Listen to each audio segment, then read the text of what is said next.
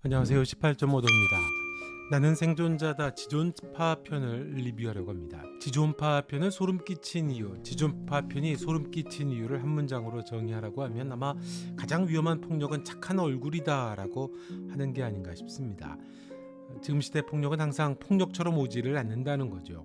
그걸 적나라하게 보여줬던 것 같습니다. 나는 생존자다 지존파 편 역시 무척 불편하고 거북하죠. 가장 끔찍하고 잔인한 폭력과 사랑이 얽혀 있어서 그렇습니다. 거북하고 불편했던 이유는 그게 지금 우리 현대인에게 벌어지는 폭력과도 비슷한 방식이라는 것을 확인하기 때문인 것 같아요. 우리 일상에 숨어있는 가장 치명적인 폭력의 구조를 적나라하게 보여줬기 때문이죠. 내 주변에 불편하지만 이유를 알 수 없었던 그 사람이 바로 지존파 김연양을 통해서 실체를 보여줬기 때문이죠. 그 이야기를 해보고자 합니다. 김연양이 사랑에 빠진 중요한 계기는 아마도 집단으로 이 피해자를 몹쓸 짓을 했던 그 일이 있던 이유가 아닌가 싶죠. 그 감정의 출발이 사랑이 아니라 폭력의 결과물이라고 하는 걸 상징하기도 하고요. 이들의 세계에서 사랑과 권력은 분리되지 않습니다. 김연양은 폭력을 통해 상대를 완전히 소유했다고 착각했을 겁니다. 그 순간부터 이 사람은 내 것이다, 이 사람은 내 안에 들어온 사람이라고 하는 왜곡된 심리 구조가 작동했을 거고요. 쉽게 말하면 이 사람은 폭력을 통해 관계를 획득했다 그렇게 믿었고, 그래서 그 순간부터 감정이 생긴 게 아닌가 싶습니다. 병든 방식의 관계 맺기라고 봐야 되겠죠.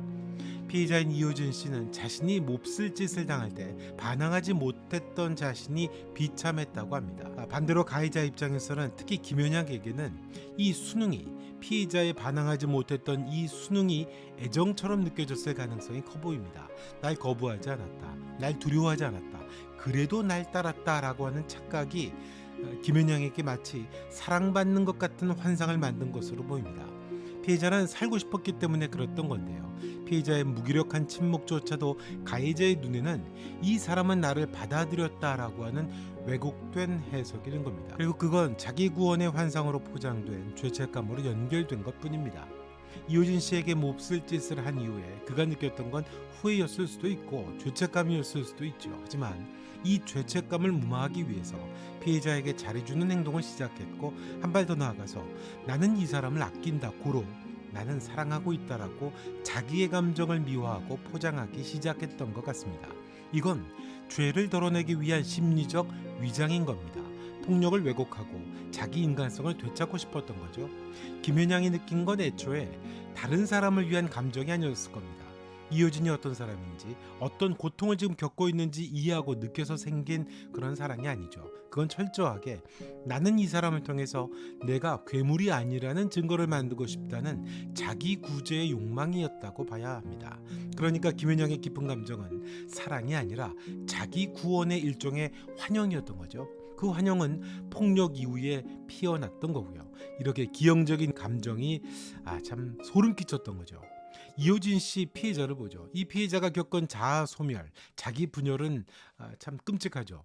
이효진은 동행했던 밴드 마스터가 죽는 걸 눈앞에서 보고 살기 위해 누군가에게 총을 쐈고 죽여야 했고, 성폭행을 당했고, 죽을 수도 있는 공포 속에서 자기를 살려준 범인에게 마음을 잃혀야 했고, 그리고 그 사람 덕분에 탈출을 할 수 있게 됩니다. 이건 단순한 PTSD가 아니라 개인의 마음속에 있는 윤리 구조가 무너지는 경험이죠. 나쁜 놈이 날 죽이려 했는데 그 놈이 날 살렸어. 그것도 사랑 때문에.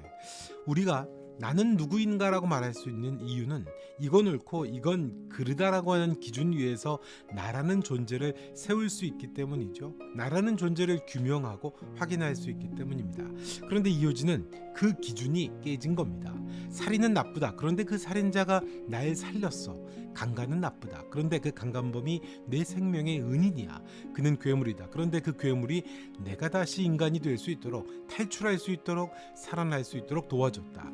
이게 자아가 조용히 무너지는 일입니다. 폭발하며 무너지는 게 아니라 말할 수 없는 침묵과 혼란으로 다가오는 겁니다. 이효진이 경험한 일은 누가 착한 사람이고 누가 약한 사람인지, 내 판단이 맞는 건지, 내가 느끼는 감정이 정상인지의 그 경계가 사라지는 일인 겁니다. 자, 이게 소름 끼쳤던 이유가 이겁니다. 이게 우리 일상에 숨어있는 착한 얼굴의 폭력을 그대로 설명하기 때문입니다. 그리고 그 모든 것이 피해자에게 고스란히 다 옮아가기 때문이죠. 나는 너가 잘 되길 바란다 그러고 말하면서 은근히 무시하고 조롱하고 통제하려는 사람들, 하나님 사랑을 말하면서 왕따시키고 배제하고 침묵시키는 구조, 또 정죄하는 구조, 사랑해서 그래라고 하는 말로 감정을 짓누르고 죄책감을 주는 가족과의 관계들, 이건 착한 말로 포장이 된 폭력, 사랑이라고 하는 언어로 위장된 심판이죠. 그러면 피해자는 늘 혼란에 빠지게 됩니다. 이게 폭력인가, 내가 예민한 건가, 날 위한 건가, 더 끔찍한 건 내가 문제라고 그래 라고 자책하는 걸로 연결된다는 거거든요. 내가 잘하면 되지라고 결국 생각을 하게 되죠. 현대 폭력은 소리 지르고 때리고 욕하는 그런 전통적인 방식이 아닙니다. 논리적이고 착하고 설득력 있는 말로 상대를 부정하고 무너뜨려요. 너를 위한 말이야. 객관적으로 봤을 때 너가 틀렸어. 이건 네가 성장하려면 받아들여야 해. 무서운 건 이 폭력을 행사하는 사람조차도 자신이 폭력을 가하는 줄을 모른다는 점이죠. 나는 진심으로 좋은 사람이라고 믿고 있다는 겁니다. 그래서 더 멈추지 않는다는 거죠. 끔찍한 건 가해자는 피해자가 되고 피해자가 가해자로 몰린다는 거죠. 피해자는 자기가 피해자인 줄 모르는 거죠. 경계가 혼란스러워지는 겁니다. 내가 너무 예민한가? 저 사람은 날 위하는 건데 왜 이렇게 불편하지? 맞는 말인데 왜 자꾸 내 존재가 작아지는 기분이지? 피해자가 어느 순간부터 자기 감정을 믿지 못하게 되죠. 감정이 억압이 되고 자기 표현은 줄어들게 되고 타인의 시선에 민감해지고 또 마침내 그러다 보면 자기 검열까지 하게 됩니다. 이 상태가 지속이 되면 자기 혐오로 이어지게 되죠. 나는 사랑받을 자격이 없다. 나는 늘 문제를 일으키는 사람이구나. 내가 결국 문제인 거지 라고 하는 그런 자기 검열 끝에 자기 혐오로 이어지게 된다는 거죠. 가해자는 자신을 피해자로 설정하고 피해자는 점점 가해자로 몰리게 되는 겁니다. 이 비대칭 구조는 결국 침묵과 자책을 낳게 되고 관계는 끊기지 않은 대로 계속 지속이 됩니다. 이게 바로 가장 은밀하고 완성된 우리 시대의 폭력 구조와 매우 흡사한 거죠. 나는 생존자다 지존파 편이 소름 끼치는 이유가 이겁니다. 폭력은 항상 폭력처럼 오지 않는다는 거죠. 때로는 웃는 얼굴로 너를 위해서야 말로 그렇게 포장이 된 채 다가온다는 겁니다. 더 치명적인 이유는 당하는 사람조차도 자신이 당하고 있다는 걸 깨닫지 못하게 만들기 때문입니다. 그래서 지존파 편에서 살기 위해 죽여야 했던 나는 생존자다라고 했던 제목, 또 피해자 이효진 씨가 살고 싶었다는 말, 살기 위해서라고 했던 말이 참 가슴 아프게 다가왔던 거죠. 이게 살이 없는 살인, 감정의 사망 선고와 같습니다. 이게 우리 사회가 공황장애가 많은 이유도 아마 이런 이유 때문인 것 같습니다. 죽이지 않고 무너뜨리는 방식, 가장 위험한 폭력, 그건 늘 착한 얼굴을 하고 있다는 겁니다. 폭력은 너를 위한 말로 오고 파괴는 사랑이라는 이름으로 시작이 된다는 거죠. 이 이효진 씨 편의 김연양을 보게 되면서 들여다볼 수 있었던 것 같습니다. 자, 이번 영상은 여기까지 하겠습니다. 영상 좋으셨으면 좋아요, 구독, 또 여러분의 생각도 댓글로 남겨주시고요. 또 알림 설정도 부탁드리겠습니다. 나는 생존자다 18.5도였습니다. 고맙습니다.